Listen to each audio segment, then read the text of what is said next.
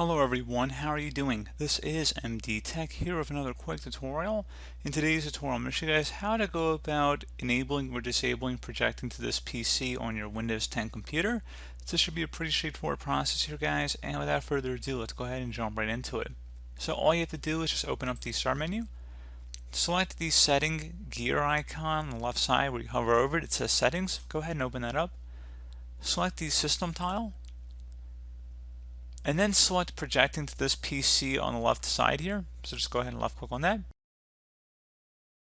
So assuming that your device supports projecting this PC, there'd be an option where it would say Windows and Android devices can project this PC when you say it's okay. You would just set this to on. So pretty straightforward process there, guys, on how to do that.